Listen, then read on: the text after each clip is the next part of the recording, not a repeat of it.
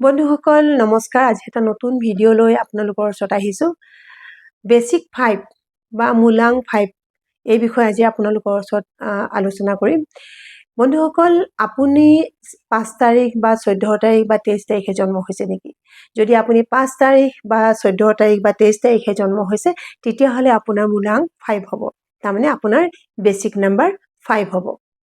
এতিয়া basic number 5 হলে basic number 5ৰ কেৰেক্টাৰিষ্টিকটো কেনেকুৱা, তেওঁলোকৰ পাৰ্চনেলিটি কেনেকুৱা, তেওঁলোকে কি ভাল পায়, তেওঁলোকে কি কৰা উচিত।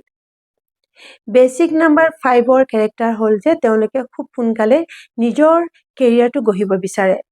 সেল্ফ ডিপেণ্ডেণ্ট হয়, আনৰ ওপৰত তেওঁলোকে ভৰসা নকৰে, মানি মাইণ্ডেড হয়,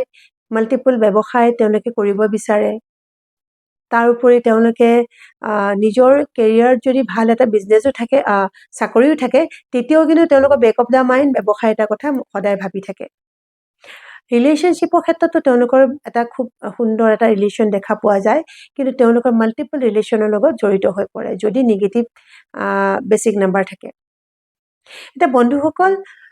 যদি আপোনাৰ নিগেটিভ 5 হয়, তেতিয়াহ'লে আপুনি ক্লাছ 9-10ৰ পৰা হয়তো সপোন এটা দেখিছে যে মই এটা ব্যৱসায় কৰিম, মই যদিও চাকৰি কৰিম কিন্তু মই এটা ব্যৱসায় কৰিম, তাৰ লগে লগে আপুনি ঢেৰ টকা মই ইনকাম কৰিম, ঢেৰ টকা মোৰ হ'ব, এনেকুৱা ধৰণৰ এটা সপোন হয়তো আপুনি মনতে পুহি ৰাখিছে। তাৰোপৰি দেখা পোৱা যায় যে মাল্টিপল চ'ৰ্চৰ লগত আপুনি জড়িত হৈ পৰে। কমিউনিকেশ্যন স্কিল খুবেই ভাল, আপোনাৰ ফুৰিবলৈ খুব ভাল পায়, ট্ৰেভেল কৰি ভাল পায়, সুন্দৰ কাপোৰ পিন্ধি ভাল পায়, ধুনীয়া ধুনীয়া কাপোৰ পিন্ধি ভাল পায়, টোপনি কম হয়, আপোনালোকৰ বেচিক কেৰেক্টাৰ এইখিনি। কিন্তু যদি আপোনাৰ নিউমৰলজি চাৰ্টখনত আমি যেতিয়া চাওঁ, যদি মূলাং 5 হোৱাৰ পিছতো নিগেটিভ কিছুমান কাৰক দেখা পোৱা যায়, তেতিয়াহ'লে কিন্তু তাৰ ওলোটাটো হোৱা দেখা পোৱা যায় যে আপোনাৰ ব্যৱসায় কৰিবলৈ মন আছে, ইচ্ছা আছে, কিন্তু সেইখিনি আপুনি কৰিব পৰা নাই বা ইচ্ছাখিনিক আপুনি ডেভেলপ কৰিব পৰা নাই, ইচ্ছাখিনি কাৰকটোৰ লগত জড়িত হ'ব পৰা নাই, সম্ভাৱনাটোৰ লগত জড়িত হ'ব নোৱাৰা হৈ পৰে। মূলাং 5 থকাৰ পিছতো, ইমান এটা সুন্দৰ নম্বৰ থকাৰ পিছতো আপুনি ক'ৰবাত নহয় ক'ৰবাত ৰখি গৈছে, আশা বহুত আছে কিন্তু একো কৰিব পৰা নাই। মূলাং 5ৰ নিগেটিভিটি তাতে আৰম্ভ হৈ যায়। তাৰ লগে লগে তেওঁলোকৰ ক্ষেত্ৰত দেখা পোৱা যায় যে তেওঁলোকৰ টোপনি খুব কম হ'ব লয়, কম সময় শুৱে, বহুতে পজিটিভ নিগেটিভ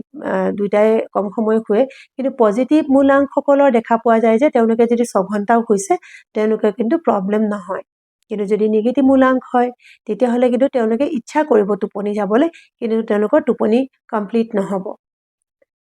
নিউৰলজিকেল প্ৰব্লেম দেখা পোৱা যায়, মেণ্টেল ডিছঅৰ্ডাৰ দেখা পোৱা যায় নিগেটিভ মূলাংকৰ। তাৰোপৰি দেখা পোৱা যায় যে স্কিনৰ ডিজিজ দেখা পোৱা যায়, কথা কওঁতে কিছু ক্ষেত্ৰত প্ৰব্লেম হয়, তাৰোপৰি চুলি বেছি সৰিবলৈ লয়, ৰিলেশ্যনশ্বিপৰ প্ৰব্লেম দেখা পোৱা যায়। কমিউনিকেশ্যন স্কিল খুবেই ভাল, বন্ধু মহলৰ মাজত তেওঁলোকে যথেষ্ট প্ৰিয় হয়। চাকৰি ক্ষেত্ৰত যদি কয় যে আপুনি মূলাং 5 হয়, আপুনি কেনেকুৱা ধৰণৰ কেৰিয়াৰ চইচ কৰা দৰকাৰ, তেতিয়াহ'লে মই কওঁ যে আপুনি টিচিং জব, পাব্লিক ৰিলেশ্যন যিবিলাক থাকে তেনেকুৱা চাকৰি, সেনেকুৱা চাকৰিৰ লগত আপুনি জড়িত হোৱাটো উচিত।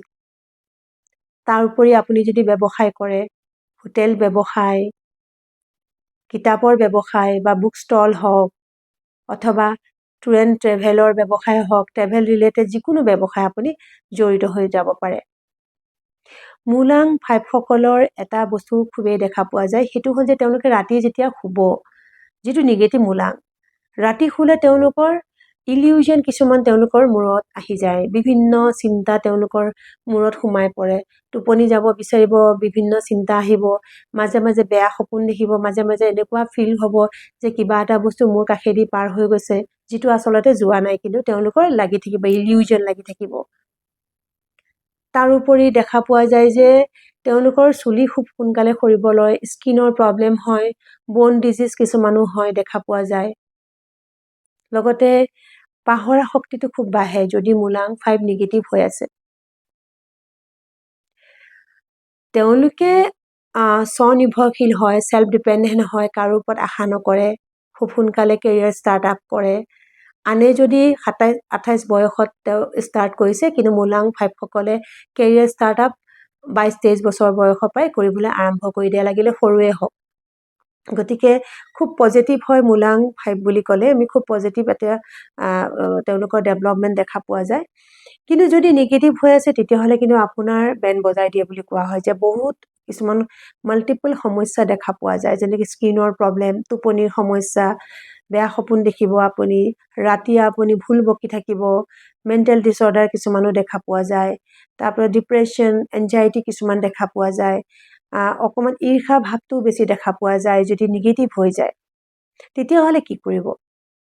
এটা কাম কৰিব সেইটো হ'ল যে কোনোবা স্কুলত গৈ আপুনি পাৰিলে কল বা বুট খুৱাই দিব শিশুসকলৰ মাজত স্কুলৰ ষ্টুডেণ্টৰ মাজত নহ'লে আপোনাৰ ওচৰে পাজৰে যি স্কুলৰ ষ্টুডেণ্ট আছে তেওঁলোকক পেইন বা পেঞ্চিল গিফ্ট কৰিব কিতাপ গিফ্ট কৰিব পাৰে বহী গিফ্ট কৰিব পাৰে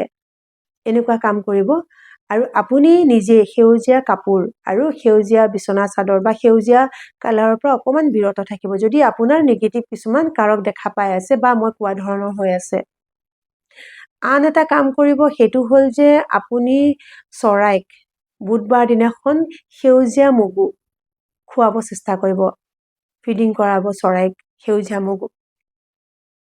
আৰু আমাৰ যিসকল কিন্নাৰ ভাই ভনীসকল থাকে তেওঁলোকক অকণমান মৰম কৰিব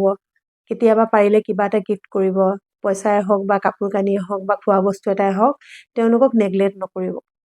এনেকুৱা ধৰণৰ কামবিলাক যেতিয়া কৰিব আপোনাৰ যি নিগেটিভ মূলাং থাকে এই নিগেটিভ মূলাংখিনি দূৰ হ'ব